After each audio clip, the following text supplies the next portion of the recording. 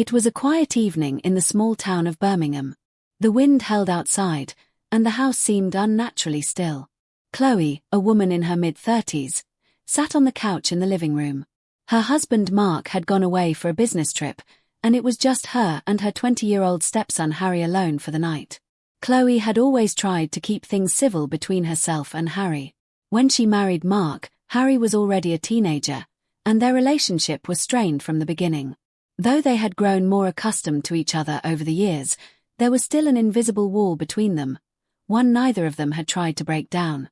Chloe glanced across the room at Harry, who was sitting on the opposite couch, his face lit by the glow of his phone screen. The silence in the house felt heavier than usual tonight, as though something was brewing under the surface. "Harry, are you okay?" Chloe asked, breaking the silence. Harry didn't look up from his phone. "Yeah, I'm fine," he replied flatly. Chloe frowned, noticing how distant he seemed.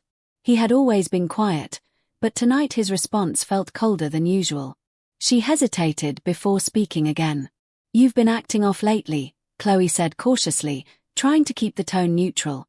"Is there something bothering you?" Harry didn't answer immediately.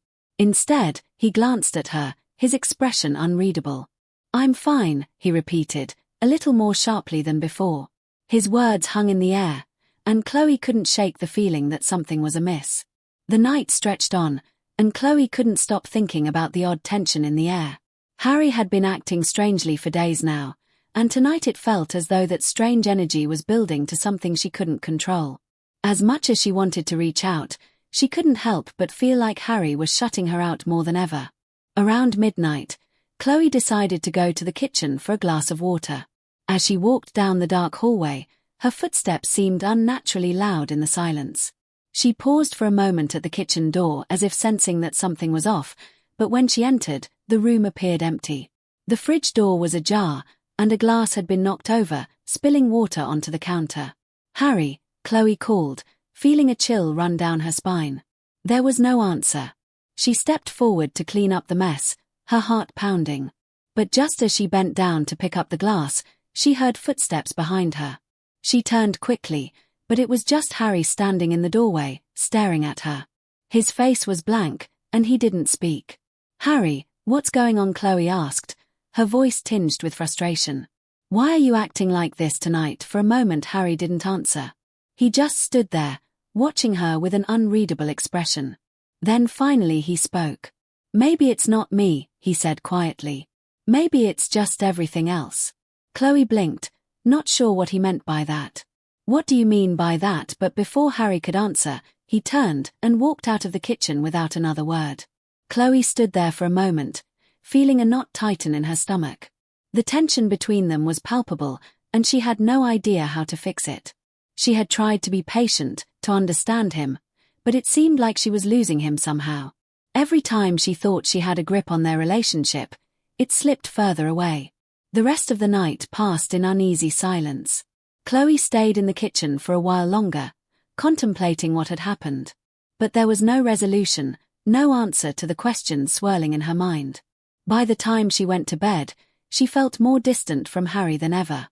She didn't know how to bridge the gap between them, nor did she know how to deal with the strange, uncomfortable feeling that lingered in the air. As she lay in bed, her thoughts kept drifting back to the moment in the kitchen, to Harry's cryptic words. Was he just frustrated with the situation at home, or was there something more going on that she didn't understand? The house was quiet, but Chloe knew that the silence wasn't just the calm before a storm, it was the quiet after a shift, one that had left their relationship uncertain and fragile.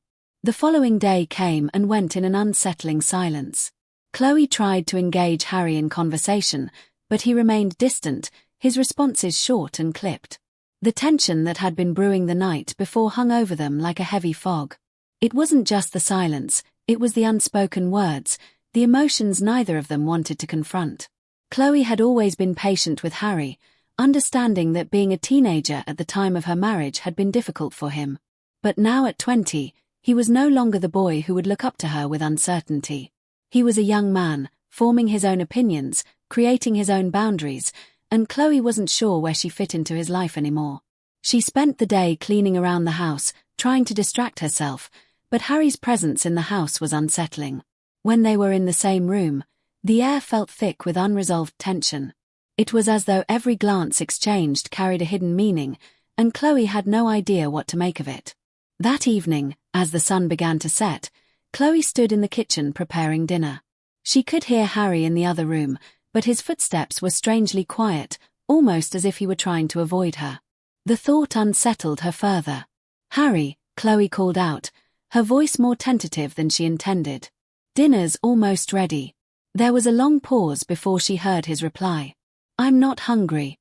Chloe's hands froze in the middle of chopping vegetables. His response stung more than she expected. She didn't want to push him, but the distance between them was becoming unbearable.